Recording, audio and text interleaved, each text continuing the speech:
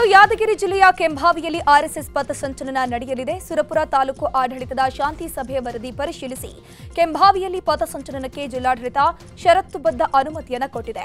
ಆರ್ಎಸ್ಎಸ್ಗೆ ಅನುಮತಿ ಹಿನ್ನೆಲೆ ಡಿಎಸ್ಎಸ್ ನಾಯಕರು ಸಭೆ ನಡೆಸಿ ತಾವು ಪಥಸಂಚಲನ ಮಾಡದಿರೋಕೆ ನಿರ್ಧರಿಸಿದ್ರು. ಇನ್ನು ಮಧ್ಯಾಹ್ನ 3:30 ಸುಮಾರಿಗೆ ಕೆಂಭಾವಿ ಪುರಸಭೆ ಮುಂಭಾಗದಿಂದ ಪಥಸಂಚಲನ ಆರಂಭವಾಗಲಿದೆ. ಆರ್ಎಸ್ಎಸ್ ವಿರುದ್ಧ ಸಮರ ಸಾರಿರುವ ಸರ್ಕಾರದ ವಿರುದ್ಧ ಹೋರಾಡುವಂತೆ ರಾಜ್ಯ ಬಿಜೆಪಿ ನಾಯಕರಿಗೆ ಆರ್ಎಸ್ಎಸ್ ನಾಯಕರು ಸಲಹೆ ಕೊಟ್ಟಿದ್ದಾರೆ. ಸರ್ಕಾರದ ವೈಫಲ್ಯಗಳು, ಭ್ರಷ್ಟಾಚಾರವನ್ನ ಜನರಿಗೆ ಮನವರಿಕೆ ಮಾಡಿಕೊಡಬೇಕು ಅಂತ ರಾಜ್ಯ ಬಿಜೆಪಿ ನಾಯಕರಿಗೆ ಆರ್ಎಸ್ಎಸ್ ನಾಯಕರು ಸಲಹೆ ಕೊಟ್ಟಿದ್ದಾರೆ. ಬೆಂಗಳೂರಿನ ಭಾರತೀಯ ವಿದ್ಯಾಭವನದಲ್ಲಿ ಚಿಂತನಾ ವರ್ಗದ ಸಭೆ ನಡೆಸಲಾಯಿತು. ಕಾಂಗ್ರೆಸ್ನವರು ಸಂಘ ಪರಿವಾರ ಬಗ್ಗೆ ನಕಾರಾತ್ಮಕವಾಗಿ ಚಿತ್ರೀಕರಿಸುತ್ತಿದ್ದಾರೆ. ಈ ಬಗ್ಗೆ ನೀವು ಉದ್ವೇಗದ ಹೇಳಿಕೆಗಳನ್ನು ನೀಡದೆ ಸಂಘಟನಾತ್ಮಕವಾಗಿ ಹೋರಾಡುವಂತೆ ಬಿಜೆಪಿಯ ನಾಯಕರಿಗೆ ಆರ್ಎಸ್ಎಸ್ ಸೂಚನೆಯನ್ನು ಕೊಟ್ಟಿದೆ. ವಕ್ಫ್ ವಿಚಾರಗಳ ಬಗ್ಗೆ ಇಂದು ನಡೆಯಬೇಕಿದ್ದ ಸಭೆ ಮುಂದೂಡಿಕೆಯಾಗಿದೆ. ಇಂದು ಬೆಳಗ್ಗೆ 11ಕ್ಕೆ ವಿಧಾನಸೌಧದಲ್ಲಿ ಸಿಎಂ ಸಿದ್ದರಾಮಯ್ಯ ನೇತೃತ್ವದಲ್ಲಿ ನಡೆಯಬೇಕಿದ್ದ ಸಭೆ ಮುಂದೂಡಲಾಗಿದೆ. ವಕ್ಫ್ ವಿಚಾರಗಳ ಚರ್ಚೆಗೆ ನಿನ್ನೆ ಸಿಎಂ 3 ಇಲಾಖೆಯ ಅಧಿಕಾರಿಗಳಿಗೆ ಸಭೆಯನ್ನು ಕರೆದಿದ್ರು. ಆದರೆ ಕೊನೆ ಗಳಿಗೆಯಲ್ಲಿ ಸಭೆಯನ್ನು ಮುಂದೂಡಲಾಯಿತು. ಬೆಳಗಾವಿಯಲ್ಲಿ 5 ದಿನಗಳಿಂದ ನಡೆಯುತ್ತಿರುವಂತಹ ಕಬ್ಬು ಬೆಳೆಗಾರರ ಹೋರಾಟ ತೀವ್ರಗೊಳ್ತಾ ಇದೆ. ಕಬ್ಬಿಗೆ 3,500 ರೂಪಾಯಿ ದರ ನಿಗದಿಪಡಿಸುವಂತೆ ನಿಪ್ಪಾಣಿ ಮುಧೋಳ ರಾಜ್ಯ ಹೆದ್ದಾರಿಯನ್ನು ಬಂದ್ ಮಾಡಿ ರೈತರು ಧರಣಿ ನಡೆಸ್ತಾ ಇದ್ದು, ಸ್ಥಳದಲ್ಲೇ ಅಡುಗೆ ಮಾಡಿ ಪ್ರತಿಭಟನೆ ಮಾಡಿದ್ರು. ಹೋರಾಟದ ವೇದಿಕೆಯಲ್ಲಿ ಲಕ್ಕಪ್ಪ ಗುಣಾಧಾರ ಎಂಬ ರೈತ ವಿಷ ಸೇವಿಸಿ ಆತ್ಮಹತ್ಯೆಗೆ ಯತ್ನಿಸಿದ್ರು. ಕೂಡಲೇ ಸ್ಥಳದಲ್ಲಿದ್ದ ರೈತರು ಆತನನ್ನು ಆಸ್ಪತ್ರೆಗೆ ದಾಖಲಿಸಿದ್ರು. ಇನ್ನು ಇಂದು ಪ್ರತಿಭಟನೆಗೆ ಬಿಜೆಪಿಯ ರಾಜ್ಯಾಧ್ಯಕ್ಷ ಬಿವೈ ವಿಜೇಂದ್ರ ಸಾಥ್ ನೀಡುತ್ತಾರೆ. ಬಾಗಲಕೋಟೆ ಜಿಲ್ಲೆ ಸಿದ್ದಾಪುರ ಗ್ರಾಮದ ಬಳಿ ಇರುವಂತಹ ಪ್ರಭು ಲಿಂಗೇಶ್ವರ ಸಕ್ಕರೆ ಕಾರ್ಖಾನೆಯ ಆವರಣದಲ್ಲಿ ಭಾರೀ ಹೈಡ್ರಾಮಾ ನಡೆದು ಹೋಗಿದೆ. ಬಾಕಿ ಬಿಲ್ ಪಾವತಿ, ಕಬ್ಬಿಗೆ ದರ ನಿಗದಿಗೆ ಆಗ್ರಹಿಸಿ ರೈತರು ನಡೆಸಿದ ಹೋರಾಟ ವಿಕೋಪಕ್ಕೆ ತಿರುಗಿದ್ದು, ಕಾರ್ಖಾನೆ ಆವರಣದಲ್ಲಿ ನಿಲ್ಲಿಸಿದ್ದ ವಾಹನಗಳು ಮತ್ತು ಕಚೇರಿ ಮೇಲೆ ಕಿಡಿಗೇಡಿಗಳು ಕಲ್ಲು ತೂರಾಟ ಮಾಡಿದ್ದಾರೆ. ಬೊಲೆರೋ ವಾಹನ ಸೇರಿ ಹಲವು ವಾಹನಗಳ ಗಾಜು ಪುಡಿಪುಡಿಯಾಗಿವೆ. ಸ್ಥಳದಲ್ಲಿ ಜಮಖಂಡಿ ಪೊಲೀಸರು ಬಿಗಿ ಬಂದೋಬಸ್ತ್ ಮಾಡಿದ್ದಾರೆ. ಇಂದಿನಿಂದ 2ನೇ ಹಂತದ ಮತದಾರರ ಪಟ್ಟಿ ಪರಿಷ್ಕರಣೆ ನಡೆಯಲಿದೆ. ಮತದಾರರ ಪಟ್ಟಿಗಳ ವಿಶೇಷ ತೀವ್ರ ಪರಿಷ್ಕರಣೆಗಾಗಿ 12 ರಾಜ್ಯಗಳು ಮತ್ತು ಕೇಂದ್ರಾಡಳಿತ ಪ್ರದೇಶಗಳಲ್ಲಿ ಮನೆ ಮನೆ ಎಣಿಕೆ ಆರಂಭಗೊಳ್ಳಲಿದೆ. ಅಂಡಮಾನ್ ಮತ್ತು ನಿಕೋಬಾರ್ ದ್ವೀಪಗಳು, ಲಕ್ಷದ್ವೀಪ, ಛತ್ತೀಸ್ಗಢ, ಗೋವಾ, ಗುಜರಾತ್, ಕೇರಳ, ಮಧ್ಯಪ್ರದೇಶ, ಪುದುಚೇರಿ, ರಾಜಸ್ಥಾನ, ತಮಿಳುನಾಡು, ಉತ್ತರ ಪ್ರದೇಶ ಮತ್ತು ಪಶ್ಚಿಮ ಬಂಗಾಳಗಳಲ್ಲಿ 2ನೇ ಹಂತದ ಎಸ್ಐಆರ್ ನಡೆಯಲಿದೆ. 100ಕ್ಕೂ ಹೆಚ್ಚು ದೇಶಗಳ ಆಮದು ವಸ್ತುಗಳ ಮೇಲೆ ಯದ್ವಾತದ್ವಾ ಸುಂಕ ಹೇರಿರುವ ಅಮೆರಿಕ ಅಧ್ಯಕ್ಷ ಟ್ರಂಪ್ ಸುಂಕ ನೀತಿ ಭವಿಷ್ಯ ನಾಳೆ ನಿರ್ಧಾರ ಆಗಲಿದೆ. ಟ್ರಂಪ್ ಸುಂಕ ನೀತಿ ಕುರಿತು ಅಮೆರಿಕದ ಸುಪ್ರೀಂ ಕೋರ್ಟ್ ಆದೇಶ ನೀಡಲಿದೆ. ಟ್ರಂಪ್ ಸುಂಕ ನೀತಿ ಪ್ರಶ್ನಿಸಿ ಅಮೆರಿಕದ ಕೆಲ ರಾಜ್ಯಗಳು ಸುಪ್ರೀಂ ಕೋರ್ಟ್ ಮೊರೆ ಹೋಗಿದ್ವು.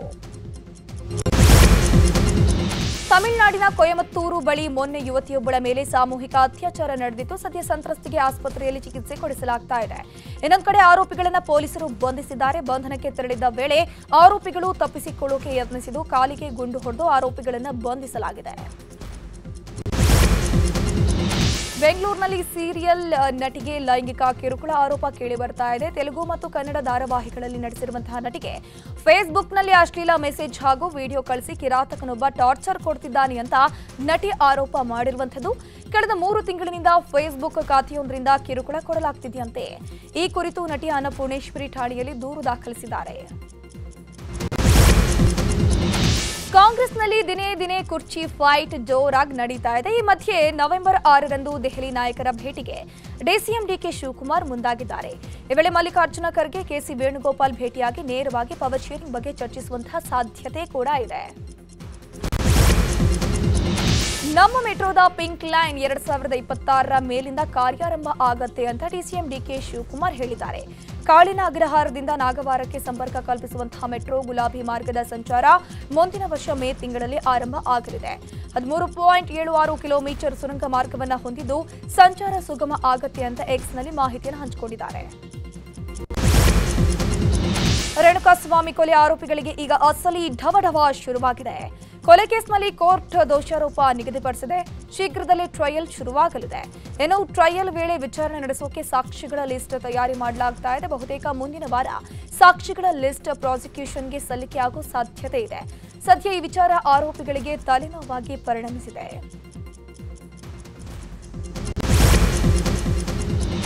ಚಿತ್ರದುರ್ಗದ ಮುರುಘಾಸ್ವಾಮಿ ವಿರುದ್ಧ ಪೋಕ್ಸೋ ಪ್ರಕರಣ ಸಂಬಂಧ ವಿಚಾರಣೆಯನ್ನು ನವೆಂಬರ್ 10ಕ್ಕೆ ಮುಂದೂಡಿಕೆ ಮಾಡಲಾಗಿದೆ. ಆರೋಪಿ ಮುರುಘಾಸ್ವಾಮಿ ಪರ ವಕೀಲ ಸಿವಿ ನಾಗೇಶ್ ವಾದ ಮಂಡನೆ ಮಾಡುತ್ತಿದ್ದಾರೆ. ಮುರುಘಾಸ್ವಾಮಿ ಪರ ವಾದ ಮುಂದುವರೆದಿದ್ದು ನವೆಂಬರ್ 10ಕ್ಕೆ ವಾದ ಮಂಡನೆ ನಿಗದಿ ಮಾಡಲಾಗಿದೆ. ಚಿಕ್ಕಬಳ್ಳಾಪುರ ಜಿಲ್ಲೆಯ ಗೌರಿಬಿದನೂರಿನಲ್ಲಿ ಮಗನಿಂದಲೇ ತಂದೆಯ ಹತ್ಯೆಯಾಗಿದೆ. ಕುಡಿಯೋಕೆ ಹಣ ನೀಡಿಲ್ಲ ಅನ್ನೋ ಕಾರಣಕ್ಕೆ ನೆಹರು ಕಾಲೋನಿಯ 55 ವರ್ಷದ ಗಂಗಣ್ಣ ಅನ್ನೋರನ್ನ ಅವರ ಮಗ ಕೊಲೆ ಮಾಡಿದ್ದಾನೆ. ಕೊಲೆ ಆರೋಪಿ ಸಂಜಯನನ್ನ ಗೌರಿಬಿದನೂರು ನಗರ ಪೊಲೀಸರು ಅರೆಸ್ಟ್ ಮಾಡಿದ್ದಾರೆ. ರಾಜ್ಯದಲ್ಲಿ ನವೆಂಬರ್ ಕ್ರಾಂತಿ ಕಿಚ್ಚು ಜೋರಾಗಿದೆ. ದೆಹಲಿಗೆ ಬನ್ನಿ ಅಂತ ಸಚಿವ ಸತೀಶ್ ಜಾರಕಿಹೊಳಿಗೆ ಹೈಕಮಾಂಡ್ ಬುಲಾವಣೆ ಕೊಟ್ಟಿತ್ತು. ದೆಹಲಿಗೆ ಹೋಗಬೇಕಿದ್ದ ಸತೀಶ್ ಜಾರಕಿಹೊಳಿ ದಿಢೀರ್ ದೆಹಲಿ ಪ್ರವಾಸವನ್ನ ರದ್ದು ಮಾಡಿದ್ರು. ಈ ಬಗ್ಗೆ ಪ್ರತಿಕ್ರಿಯೆ ಕೊಟ್ಟಿರುವಂತಹ ಅವರು ಸದ್ಯ ದೆಹಲಿಗೆ ಹೋಗೋದಿಲ್ಲ, ಇಲ್ಲೇ ಇರ್ತೀನಿ, ಅವಶ್ಯಕತೆ ಬಂದಾಗ ದೆಹಲಿಗೆ ಹೋಗ್ತೀನಿ ಅಂತ ಹೇಳಿದ್ದಾರೆ. ಕೋಲಾರ ನಗರ ಹೊರವಲಯದ ಅಂತರಗಂಗೆ ಬೆಟ್ಟದಲ್ಲಿ ಚಿರತೆ ಪ್ರತ್ಯಕ್ಷವಾಗಿದೆ. ಅಂತರಗಂಗೆ ಬೆಟ್ಟದ ಗುಡ್ಡದ ಮೇಲೆ ಚಿರತೆ ಕಾಣಿಸಿಕೊಂಡಿದ್ದು ಚಿರತೆಯ ದೃಶ್ಯಗಳನ್ನು ಮೊಬೈಲ್ನಲ್ಲಿ ಸೆರೆ ಹಿಡಿಯಲಾಗಿದೆ. ಚಿರತೆ ಪ್ರತ್ಯಕ್ಷವಾಗಿದ್ದರಿಂದ ಸ್ಥಳೀಯರಲ್ಲಿ ಆತಂಕ ಮನೆ ಮಾಡಿದೆ. ಚಿರತೆಯನ್ನು ಸೆರೆ ಹಿಡಿಯುವಂತೆ ಸಾರ್ವಜನಿಕರು ಅರಣ್ಯ ಇಲಾಖೆಗೆ ಒತ್ತಾಯಿಸಿದ್ದಾರೆ. ಕೋಲಾರ ಜಿಲ್ಲೆಯ ಉಪ್ಪಾರಹಳ್ಳಿ ಗ್ರಾಮದ ಗುಂಡಿ ಬಿದ್ದ ರಸ್ತೆಗೆ ಗ್ರಾಮಸ್ಥರೇ ಒಗ್ಗೂಡಿ ಜಲಿ ಸುರಿದು ದುರಸ್ತಿ ಕಾರ್ಯ ಮಾಡಿಕೊಂಡಿದ್ದಾರೆ. ನಮ್ಮ ಗ್ರಾಮದ ಕಷ್ಟವನ್ನ ಕಳೆದ 7 ವರ್ಷದಿಂದ ಯಾರೂ ಕೂಡ ಕೇಳ್ತಿಲ್ಲ. ಸ್ಥಳೀಯ ಶಾಸಕ ನಂಜೇಗೌಡ ಗ್ರಾಮದ ಅಭಿವೃದ್ಧಿಯನ್ನ ನಿರ್ಲಕ್ಷ್ಯ ಮಾಡಿದ್ದಾರೆ. ಮತ ಪಡೆದು ಜನರ ಸಮಸ್ಯೆಯನ್ನ ಶಾಸಕರು ಆಲಿಸುತ್ತಿಲ್ಲ ಅಂತ ಆಕ್ರೋಶ ವ್ಯಕ್ತಪಡಿಸಿದರು. ಬಾಗಲಕೋಟೆ ಜಿಲ್ಲೆಯ ಬಿಸಲದಿನ್ನಿ ಗ್ರಾಮದ ಯುವಕನೊಬ್ಬ 101 ಕೆಜಿ ತೂಕದ ಜೋಳದ ಚೀಲ ಹೊತ್ತು ಅಂಜನಾದ್ರಿ ಬೆಟ್ಟ ಏರಿದ್ದಾನೆ.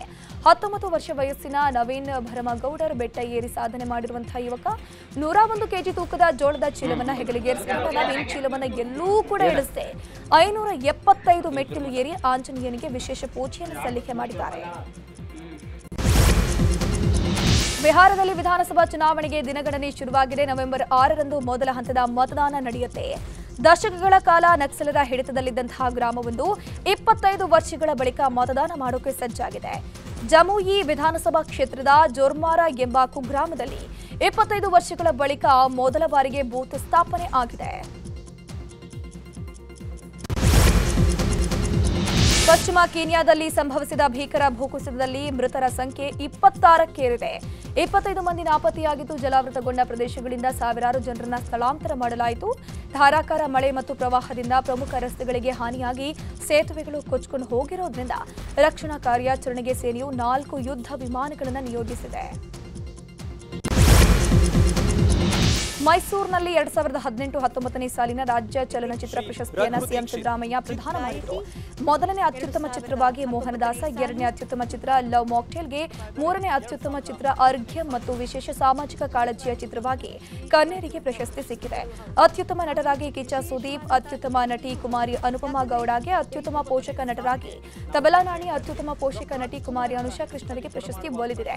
ಜಯಂತ್ ಕಾಯ್ಕಿಣಿ, ಡಾರ್ಲಿಂಗ್ ಕೃಷ್ಣ ಸೇರಿ ಹಲವರಿಗೆ ರಾಜ್ಯ ಚಲನಚಿತ್ರ ಪ್ರಶಸ್ತಿ ಹಲವು ವಿಭಾಗಗಳಲ್ಲಿ ನೀಡಲಾಯಿತು. 2019ನೇ ಸಾಲಿನ ನಟ ನಿರ್ದೇಶಕ ಋಷಿ ಅಭಿನಯಿಸಿ ನಿರ್ದೇಶನ ಮಾಡುತ್ತಿರುವಂತಹ ಫ್ರಾಡ್ ಋಷಿ ಚಿತ್ರದ ಮುಹೂರ್ತ ಕನಕಪುರದ ನೆಲ್ಲಿಕುಂಡೆಯಲ್ಲಿ ನಡೆಯಿತು. ಮಾಜಿ ಸಂಸದ ಡಿಕೆ ಸುರೇಶ್ ಚಿತ್ರಕ್ಕೆ ಕ್ಲಾಪ್ ಮಾಡೋ ಮೂಲಕ ಚಿತ್ರತಂಡಕ್ಕೆ ಶುಭ ಕೋರಿದರು. ಫ್ರಾಡ್ ಋಷಿ ಅನ್ನುವಂಥ ಒಂದು ಸಿನಿಮಾ, ಇದು ಕಾಮಿಡಿ ಸಿನಿಮಾಗಳನ್ನ ನಡೆಸಿದ್ದಾರೆ.